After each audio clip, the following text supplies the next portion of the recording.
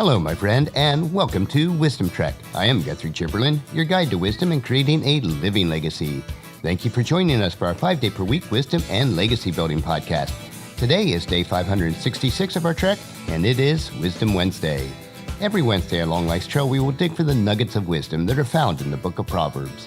Today, we will explore Proverbs 1 from the Voice translation, which will give us a fresh perspective on this book of timeless wisdom. We are broadcasting from our studios of the Big House in Marietta, Ohio. We will begin our trek today with a brief commentary of Chapter 1 as we explore and discover the purpose of wisdom. So let's strap on our hiking boots, grab our walking stick, for here we go. But before we explore the Proverbs themselves, which start in Chapter 10, we are first going to explore 9 chapters of poems. The points of these poems are to whet your appetite for how important God's wisdom is for your life. These poems are speeches. Some of the speeches are from a father to a son that you'll get to listen in on. Other speeches are from a character called Lady Wisdom and are written directly to you. In Chapter 1, we will hear both of these voices. The first section is verses 1 through 7, which is an introduction. So before the speeches, there is an introduction to the entire book. The book opens with a little bit of a pep talk about the purpose, and the message is clear. Whether or not you think you've got life figured out, you will need this advice.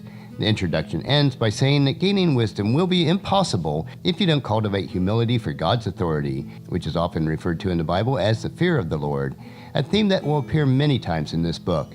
As it says, only fools despise knowledge and discernment, which concludes verse 7 by bringing up the implied question, wise or foolish, which are you going to be? The second section of Chapter 1 is verses 8 through 19, which is the first speech from the father to a son. So after the introduction comes this speech, the first of 10 from a father to a son. There's consistent language here about resisting evil, and the father doesn't pull any punches while warning his son. His words are concise, direct, and rather forceful. If people tempt you with claims of an easy, deceitful life of ill-gotten gain, do not follow them, period. It will only bring you ruin, period. The father ends with especially descriptive words about the violence that will come from falling into these ways.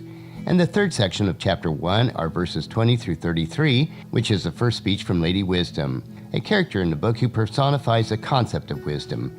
She claims that rejecting her advice will lead to self-destruction and you'll only have yourself to blame. If you don't listen to wisdom, you're going to crash and burn, and that crash will be hard. She's going to pretty much bust out and say, well, I told you so. As a whole, Chapter 1 bluntly cuts to the point. Our choices are serious matters, but wisdom is accessible to any of us. The stakes are high, but we do have instructions to guide us. Guard yourself, pay attention, and carefully consider how you will respond. Are you going to be open-minded and learn new ways of living well in God's world? Of course, the answer should be yes. So let's jump right in as we read Proverbs chapter 1. I, Solomon, David's son and Israel king, pass on to you these proverbs, a treasury of wisdom, so that you will recognize wisdom and value discipline, that you'll understand insightful teaching and receive wise guidance to live a disciplined life, that you would seek justice and have the ability to choose what is right and fair. These proverbs teach the naive how to become clever. They instruct the young on how to grow in knowledge and live with discretion. The wise will pay attention to these words and will grow in learning, and the discerning will receive divine guidance. And they will be able to interpret the meaning of the proverbs, a puzzle, and the twists and turns in the words of the wise and their riddles. Let us begin. The worship of the Eternal One, the one true God, is the first step toward knowledge. Fools, however, do not fear God and cannot stand wisdom or guidance. So, my son, pay attention to your father's guidance, and do not ignore what your mother taught you. Wear their wisdom as a badge of honor and maturity, as fine jewelry around your neck. My son, should less honorable peers pressure you to do what is wrong, you should be strong enough not to go along. If they should say, come on, everyone, hide and let us wait to see whom we can beat to a pulp. We're going to jump some unexpected chumps for no reason at all. We'll have our way with them, and when we're through, there will be nothing left, as their bodies will be swallowed whole like grave's dark pit. We'll take whatever we want, all their wealth and their fancy clothes, and when we're through, we'll have piles of treasures for our own. You have to join us. Forget about God. We're going to rake in the goods, and we'll share all that we take. My son, do not join them. Keep well away from their violent and destructive paths, for they run right away, every time, to do wrong, and they are thirsty for blood. You see, it makes no sense to bait a net and set the trap while a bird is watching. But these hiding in the shadow and waiting to spill innocent blood are really just hastening their own destruction. By giving in to their sinful desires, they set themselves up to be ambushed. That is what happens to everyone who tries to profit from violence. Violence will eventually rob them of their very lives. There's another voice in town. It belongs to Lady Wisdom, who calls out in the street. She cries out in the town squares. At the city gates, in the noisy streets, you can hear her while she's speaking over the racket. Lady Wisdom says, "You simple, naive people, how long will you love your feeble ways? You simpletons, how long will you enjoy making fun of what you don't understand? You fools, how long will you hate learning what truly matters? Turn to me and receive my gentle correction. Watch and I will pour out my spirit on you. I will share with you wise words in order to redirect your lives.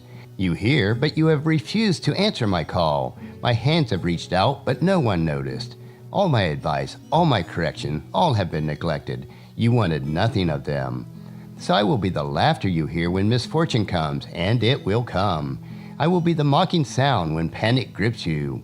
When panic comes like a stormy blast, when misfortune sweeps in like a whirlwind, when sorrow and anguish weigh you down. This is when they will call to me, but I will not respond. They will be frantic to find me, but they won't be able. Because they despise knowledge of my ways and also refuse to respect and honor the eternal. Because they rejected my advice and turned down my correction. They will surely get what's coming to them. They'll be forced to eat the fruit of their wicked ways. They'll gorge themselves on the consequences of their choices. You see, it's turning away from me that brings death to the simple, and it's self-satisfaction that destroys the fools. But those who listen to me will live under divine protection. They can rest knowing that they are out of harm's way. Well, that will conclude our exploration of Proverbs 1. Next week, we will continue on with Chapter 2, and each week we will explore a full chapter in Proverbs. I hope that you'll join us each week so that you can gain wisdom, insight, and understanding for yourself. All the chapters in Proverbs provide us with rich wisdom, insight, and understanding on a myriad of life issues. And regardless of where you are on your faith walk, if the precepts in Proverbs are followed, your life will be rich and satisfying. I encourage you to take them and plant the seeds of wisdom into your heart so that you'll reap a harvest of wisdom throughout your life. Tomorrow we will hike another short trail in our Wisdom Unplugged series where we will discover an inspirational wisdom quote. So encourage your friends and family to join us and to come along with us tomorrow for another day of Wisdom Trek, creating a legacy. That will finish our trek for today. If you'd like to listen to any of the past treks or read the Wisdom Journal, they are available at wisdom-trek.com. You can also subscribe at iTunes or Google Play so that each day's trek will be downloaded to you automatically.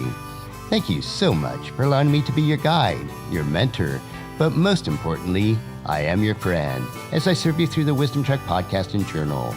And as we take this trek of life together, let us always live abundantly, love unconditionally, listen intentionally, learn continuously, lend to others generously, lead with integrity, and then leave a living legacy each day. I am Guthrie Chamberlain, reminding you to keep moving forward, enjoy your journey, and then create a great day every day. See you tomorrow.